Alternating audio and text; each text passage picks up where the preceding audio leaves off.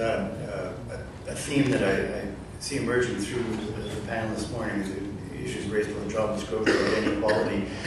In the past year, we've seen the Occupy movement strongly focus for all of us the issue of income inequality. I wonder what that means. Again, I want to come back to what it means for Canada, for Canadian civil society as well.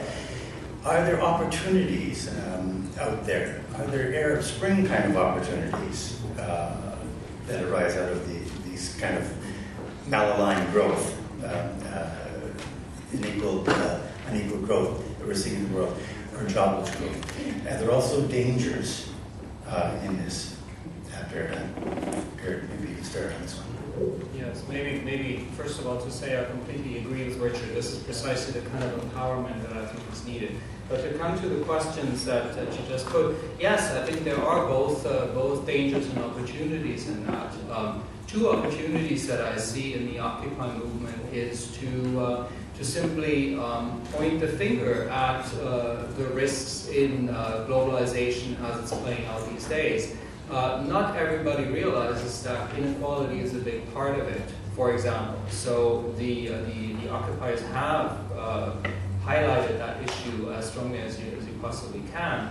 The other opportunity in there is to point to a need for better global governance. You know, something has to be done to come up with rules, with an institutional framework to somehow harness globalization, and by virtue of doing that, also to get a handle on the inequality problems that it produces. So, if nothing else, the occupiers have really shown a spotlight on these issues that aren't always so present in public view. Now, as to the solution, and that takes me to the risk part of the equation. I think it would be a mistake, and certainly I would believe that the developing countries and certainly the emerging countries would see it the same way. They wouldn't say, let's stop globalization. They would say, let's continue with it. We want to be a part of it. We want to be at the table.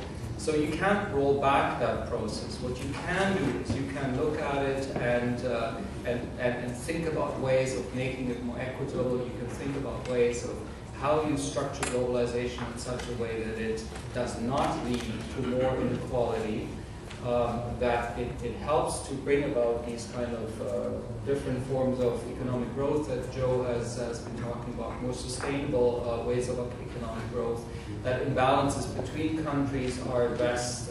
That's what the global governance angle that I was just talking about, where that comes in. Again, there are big opportunities in there, and the occupiers have certainly helped to highlight these issues and make them important issues. Okay.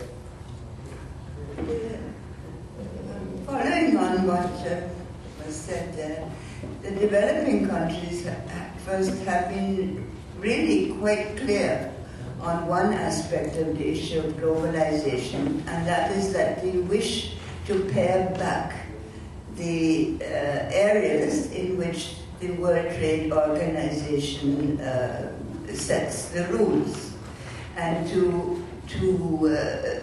and they have resisted, and fairly successfully, the invasion of the regulation of world trade to encompass subjects which are really trespassing on the national sovereignty of the member countries, and has mostly to do with the rights of foreign investors, because increasingly it is not so much imports, opening countries to imports, yes, that is a problem, and that has destroyed people's agriculture, but it is the opening and the rights demanded by multinational corporations to have equal rights to be treated like national companies, etc., without discrimination, and the matter of patents and the whole heap of issues which some of you are very familiar with. It is a case for limiting the areas of jurisdictions of the WTO, and it is a way of taking some of the teeth out of globalization. It is both a process which is an ongoing, process, it is also a project. And as a project, I am suggesting, and I am not the only person who thinks that way, that in this world of increasing uncertainties,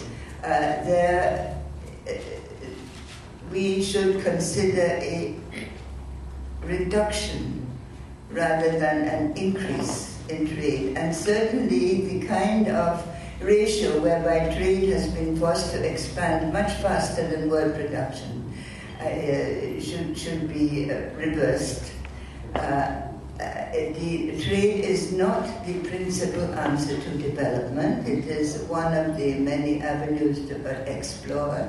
It is also, I think, quite important in environmental issues that simply the amount of stuff that crosses the skies, the amount of the variety of tropical foods that are available to us in the rich countries are totally excessive and quite unnecessary, and does not assist the people who produce them, who normally now cannot afford to buy the same things that they export, and that's an old story.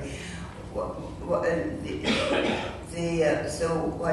am I saying? I'm saying that it is not so much global governance that we need, because I believe that in its essence is going to be biased toward the interests of the rich countries, as a continued support for an ongoing process of the taking of more initiatives under the leadership to some extent of the major countries of the BRICS, and assisting them to extend the protection of the land and of the sovereignty of weaker countries. It is those of you who are familiar with Danny Roderick's famous trilemma and his triangle, makes a very convincing case that the only way in which it is possible to proceed democratically within a nation is by paring back the degree and the intensity of involvement with the globalized economy.